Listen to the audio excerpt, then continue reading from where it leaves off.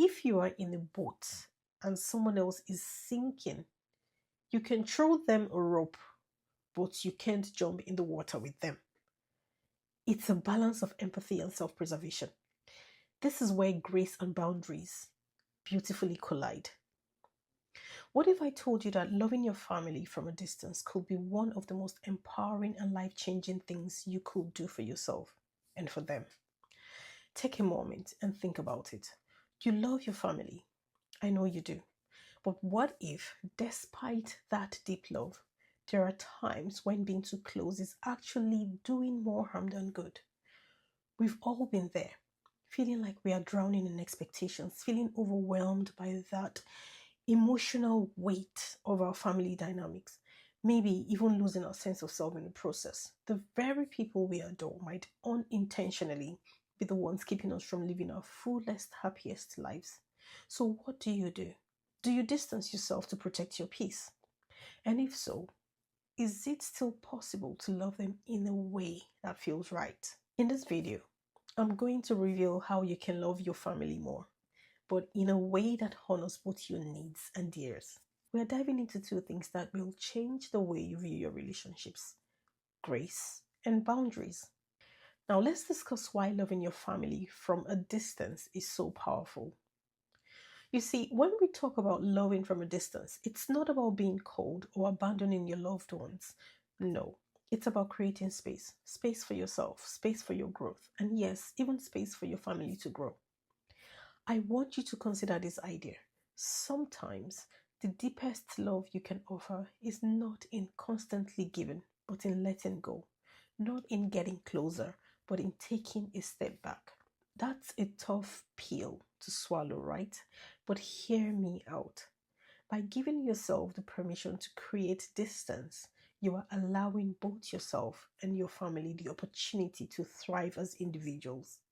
You stop enabling unhealthy dynamics and start to cultivate more freedom, joy, and even a deeper connection when you do not come together. Now, let me ask you something.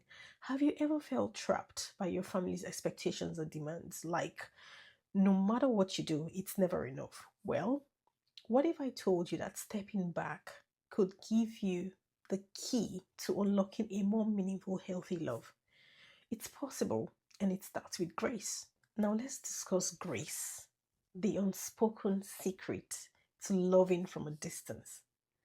You see, grace is more than a nice sentiment, it's a choice. It's the decision to extend understanding, compassion, and forgiveness even when it's hard. And here is where it gets interesting. Grace, when applied to your family, doesn't mean tolerating toxicity. It means forgiving what needs to be forgiven without allowing the pattern to repeat. Here is the powerful part. Grace starts with you. You have to grant yourself grace first. You are not a superhero, you are human. And sometimes your best is not going to look perfect. Sometimes loving from a distance means forgiving yourself for setting boundaries that may feel uncomfortable but that are necessary for your well being. Grace says, I am not going to carry this burden of guilt and resentment. Grace says, I can love you from afar without feeling like I'm failing you. Now, what if the secret to loving your family more deeply was letting go of the need to fix everything? What if the truest test of love was knowing when to step away? Can you see how powerful that would be? Now, grace doesn't mean you throw away your needs or shut down communication, but grace allows you to say, I can love you, but I won't let your emotions hijack mine. This is crucial because your family is not a burden you need to carry on your back. They are people you can support. Yes, but not at the expense of your own peace. And this leads us to the next key part of this conversation: boundaries. Boundaries, the invisible lines that protect your heart. Boundaries. I know the word itself might make you feel a bit uneasy. We've been raised with ideas like family is everything, or you should always put family first. And in many ways, that's true. But it doesn't mean you have to lose yourself in the process. Think of boundaries like the wall of a house that define where you end and where others begin. Without them, you are vulnerable to being overwhelmed, to constantly feeling like you are giving and never receiving peace and respect you need in return. Setting boundaries might mean saying, I can't talk about that topic right now because it's too triggering for me, or I can't keep helping you with that thing because it's starting to drain me. Boundaries are not walls to shut people out, they are tools to help you show up as your best self when you do engage. They're about preserving your mental and emotional energy so you can actually show up for your family when it matters. Let me hit you with this truth bomb. Loving your family is not about sacrificing yourself at every turn. It's about protecting yourself so you can love them better. You can pour from an empty cup, and boundaries are the blueprint for filling your cup back up. Now, here's where it gets real. Setting boundaries, especially with family, can feel uncomfortable at first. They might question your intentions. They might feel hurt or confused. But here's the thing, your boundaries are not an attack on them, they are an act of self respect. Now, let's talk about the idea of compassionate detachment.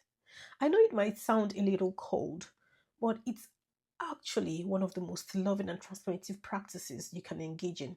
Compassionate detachment is a part of caring deeply for someone while also maintaining the necessary emotional distance to protect your own heart. It means understanding that your family's happiness, struggles, or choices are theirs to carry, not yours. You don't have to fix it all. You don't have to be responsible for their emotions. You simply have to care while keeping a healthy emotional space between yourself and their pain. Think of it this way. If you are in a boat and someone else is sinking, you can throw them a rope, but you can't jump in the water with them. It's a balance of empathy and self preservation. This is where grace and boundaries beautifully collide. So, how do we love our families from a distance? Through grace and boundaries. We love by forgiving ourselves, by showing compassion without losing ourselves in the process, by letting go of guilt, and by creating space to be our true whole selves. This doesn't mean loving them less. In fact, it's the opposite. Loving from a distance can create more clarity, more understanding, and more meaningful connections. And when you have the grace to accept your limits and the boundaries to protect your energy, you'll find yourself capable of offering a love that's not just better, but healthier. So, my friend, I challenge you today. Practice the art of loving from a distance. Grant yourself grace, set those boundaries, and watch how your relationships, both with your family and yourself, begin to transform in ways you never thought possible. Imagine a life where you can love your family fiercely without feeling drained, overwhelmed, or resentful.